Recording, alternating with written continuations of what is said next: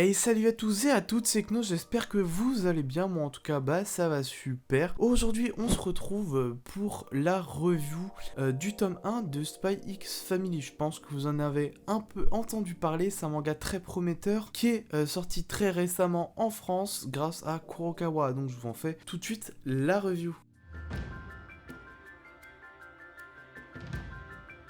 Alors tout d'abord, Spy X Family, c'est quoi? C'est un manga prépublié dans le Shonen Jump Plus en 2018 et qui va tout de suite avoir un grand succès. Il va être donc très logiquement être édité en 2020 au Japon et par la suite va être édité par Kurokawa en France la même année. Il y a 5 volumes actuellement au Japon et un seul en France. Le deuxième donc sort au mois de novembre. L'auteur de ce manga est Endo Tatsuya. C'est un shonen qui touche pour genre action, aventure, comédie et pour thème assassinat, espionnage, famille, mensonge, organisation secrète. On va suivre l'histoire de Twilight. Alors Twilight c'est qui? C'est le plus grand espion du monde. Mais pour une mission de la plus haute importance, il va devoir se créer une famille de toutes pièces pour s'introduire dans la plus prestigieuse école de l'aristocratie. Il va alors adopter une petite fille, mais cette petite fille, elle n'est pas normale. Elle possède des pouvoirs de télépathe. Et il va aussi donc devoir s'associer à une jeune femme donc pour faire la mère de cette fille, sans se douter que cette jeune femme est en fait une tueuse à gages. On va donc suivre ce trio atypique qui va essayer de passer inaperçu tout en essayant de découvrir les valeurs d'une famille unie. Alors qu'est-ce que moi j'en ai pensé de ce manga, enfin de ce tome 1 en tout cas. Déjà c'est un manga encore une fois qui est vraiment ultra prometteur. On a pu le voir avec le succès qu'il a eu au Japon dans le Shonen Jump Plus. On a un scénario original, mais là une petite touche d'humour que j'apprécie vraiment car elle est vraiment minime, mais il n'y en a pas besoin de plus. On a aussi un thème très peu utilisé dans les mangas, l'espionnage. Moi personnellement je connais peu, voire pas du tout de mangas qui se sont démarqués avec ce thème. Et pourtant Spy X Family l'a très bien fait. Ensuite on a des personnages qui sont attachants et très bien développés. Car dès le premier tome, aucun personnage n'est laissé à la trappe. Rien que l'objectif de la mission ou encore les personnages pour réussir la mission. Ils sont déjà tous travaillés et développés. C'est un manga aussi qui se lit sans vraiment prêter attention au reste. Autant qu'on met à lire ou une fois fini en fait on a juste envie de le poursuivre, à lire le second tome. Et ça c'est quelque chose que j'apprécie énormément parce que lorsque je lis un manga, j'ai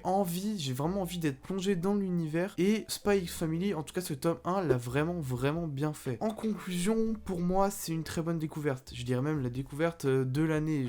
J'en suis vraiment ultra fan et je suis vraiment pressé de lire ce tome 2. Et si j'aurais quelque chose à vous dire, c'est de l'acheter pour le découvrir vous-même. Honnêtement, ça vaut vraiment le coup et pour continuer à suivre les aventures de ce trio vraiment original. Encore une fois, cette vidéo est vraiment très rapide. J'essaie de faire des prochains concepts qui vont être un peu plus longs et qui vont être donc un peu plus original que des reviews ou des présentations manga. En tout cas, encore une fois, si cette présentation manga, donc cette review, vous a plu, n'hésitez pas à mettre un petit pouce bleu et à vous abonner. Ça m'aide beaucoup, notamment pour le référencement, ça me permet d'être plus vu sur d'autres chaînes manga. Et aussi, moi, ça m'aide beaucoup parce que ça me motive énormément de voir que y a des pouces bleus sur la vidéo. Donc moi, sur ce, je vous dis ciao.